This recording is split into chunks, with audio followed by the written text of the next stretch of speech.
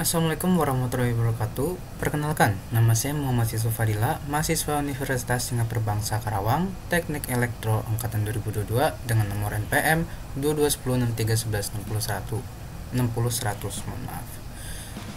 Pada saat ini, saya akan mempresentasikan hasil pembelajaran saya pribadi dalam mengenai praktikum Arsikom atau arsitektur komputer. Kita langsung saja ke materinya. Yang pertama ada sistem operasi komputer. Sistem operasi komputer atau disingkat SO merupakan perangkat lunak utama yang berfungsi sebagai penghubung antara pengguna dan perangkat keras komputer.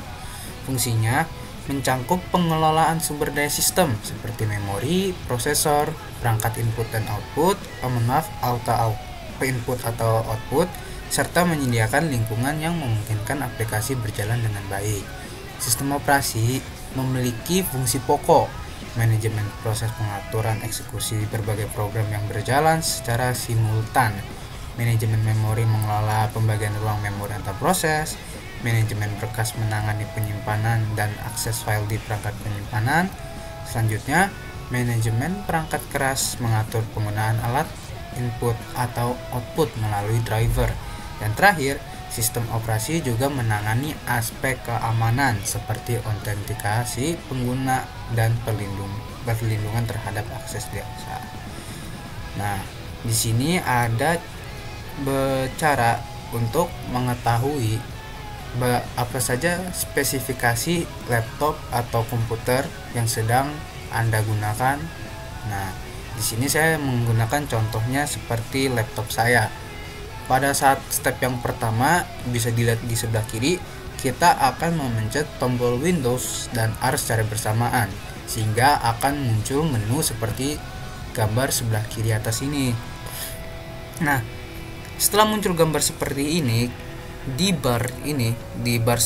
tulisan open, setelah open ini, kita ketik CMD atau bisa dibilang komen.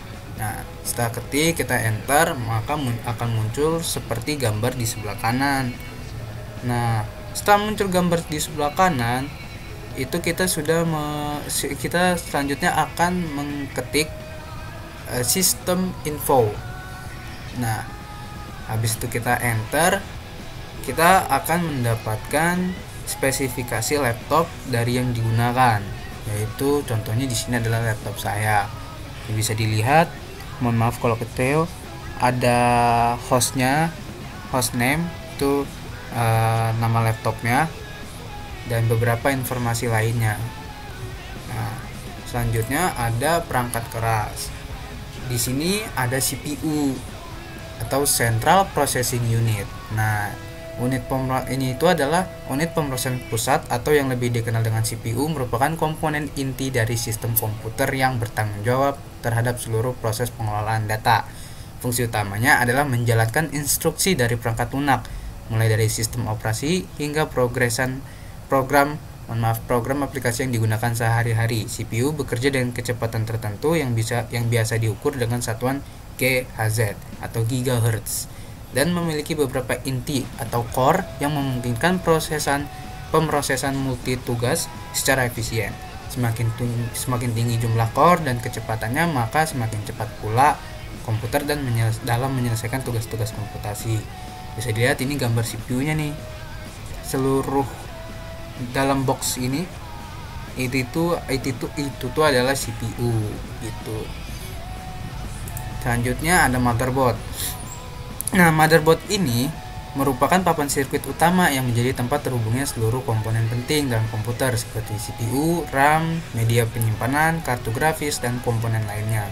Fungsinya bukan hanya sekedar sebagai penghubung fisik, melainkan juga sebagai pusat koordinasi komunikasi antara perangkat keras melalui jalur data dan soket-soket tertentu.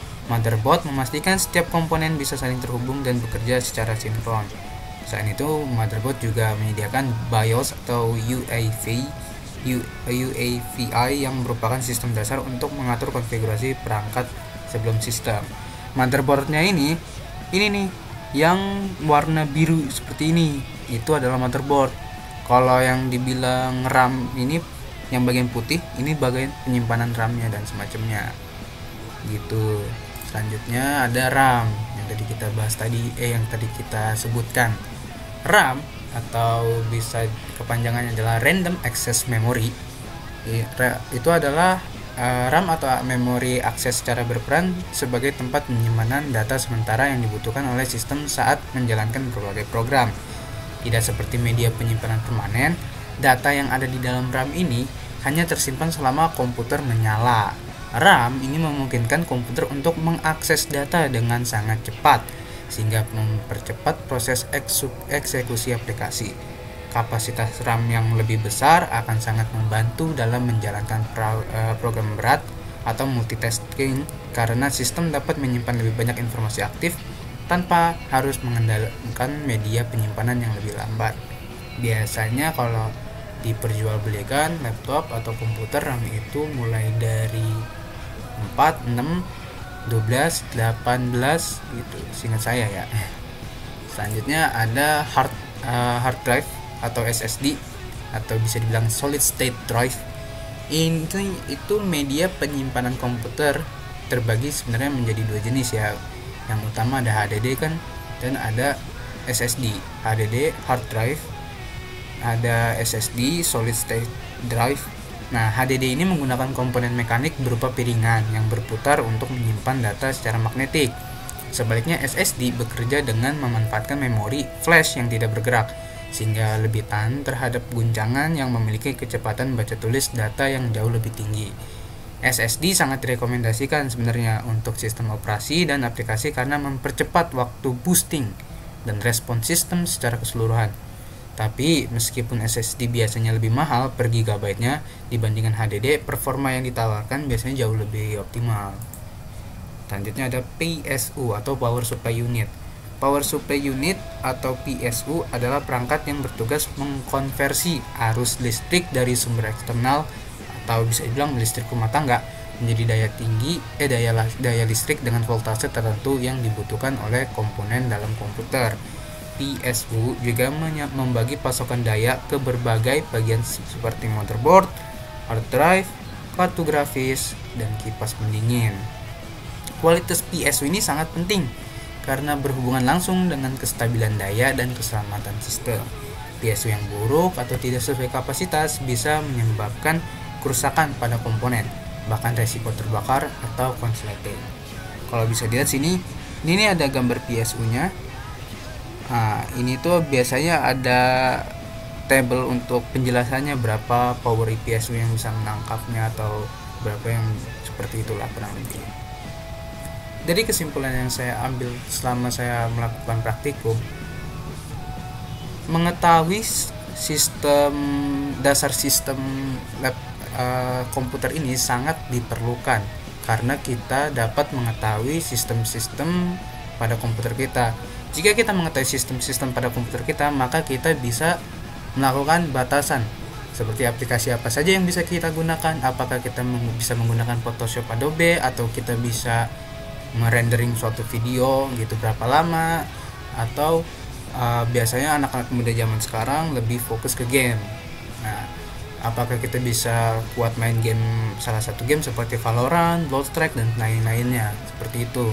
Dan untuk mengetahui bagaimana perangkat keras dari masing-masing komponen dalam CPU itu sangat perlu dipelajari karena kita memang dapat mengatur sendiri bagaimana CPU itu sesuai dengan kebutuhan kita, seperti mengganti RAM, mengetahui spesifikasi PSU.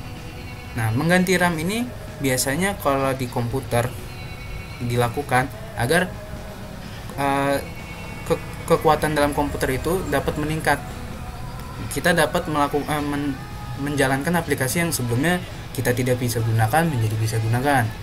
PSU data listrik yang berapa watt gitu yang dibutuhkan dalam CPU itu. Seperti itu kurang lebih. Dari saya sekian.